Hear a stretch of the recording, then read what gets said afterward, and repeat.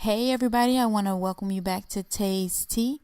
This is our second week, fourth podcast, and this week we are going to be speaking on what's going on in Arizona. That is our state for the week. Okay, so first things first. Southwest Key Shelter, Hacienda Del Sol. The facility was actually shut down by the federal government, and that was actually verified on this past Friday, which was the 5th. Apparently, they had some issues of which they call unspecified incidents being reported.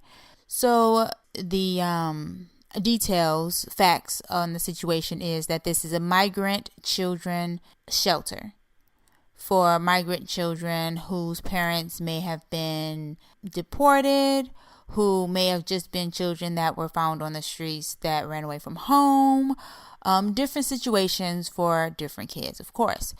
They have currently placed the facility under investigation by the federal government, and they've moved the migrant children to other facilities or locations of which they have not disclosed. Of course, I'm sure they disclosed that information to the people who needed to know that information because it would have been important information. The in-depth report says that the AZ Department of Health Services has multiple reports of abuse by children, 2 other children, and 2 children by employees.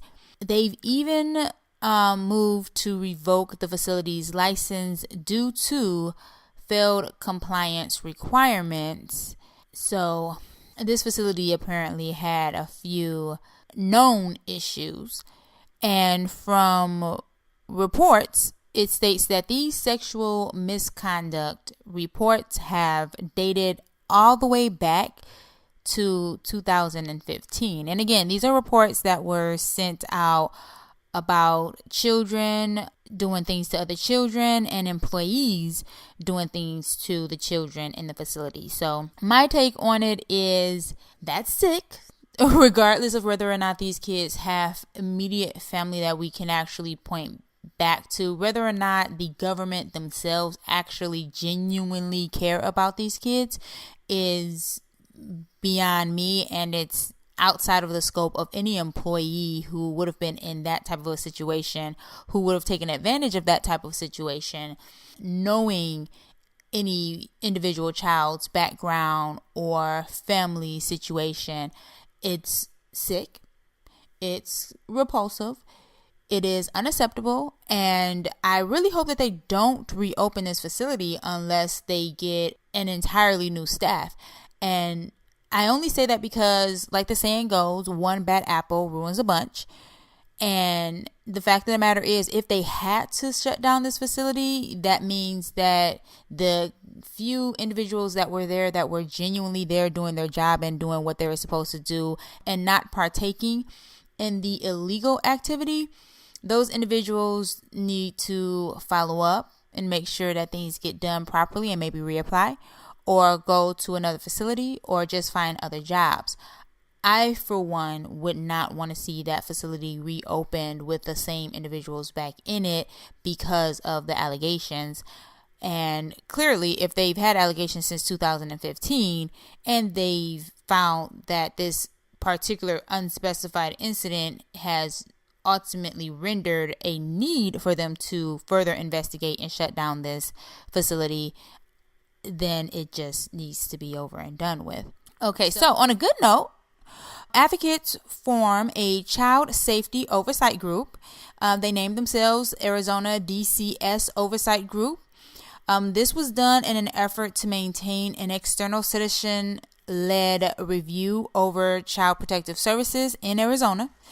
And this was also to overturn, or in hopes to overturn, the announcement that the DCS director, Greg McKay, planning to replace the external group with an in-house system.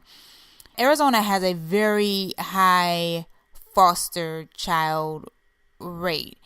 I agree with the citizens of Arizona, those people who are participating in this group. I definitely admire their efforts to make sure that we keep a citizen-led group alive in this type of situation because it is helpful. All of these foster homes are run with taxpayer money, so we should have some say in whether or not the government is, or the system itself is, abusing their authority with the excessive amount of pool that they are using when it comes to whether or not a child needs to go to foster care. It's a sad situation because it could have just been a situation that a parent couldn't control or a kid couldn't control, or something that happened in school, and the parent is at fault for something that the parent had absolutely no control over. Some part, not all of it, but that is some part of the system. And if we can get some citizens involved that are real life individuals that aren't just reading out of a book to follow a specific rule, then we definitely don't want an in-house system for something that is meant for the citizens to be a part of. So I, for one, encourage that group, and I admire, again, their efforts to make sure that that citizen-led group stays alive and that we still have some say in child protective services and how they are conducting business. We are going to wrap up today. Definitely thank you guys for giving Tayes TEA a chance. And I hope you all decide to listen in tomorrow and enjoy your evening tonight.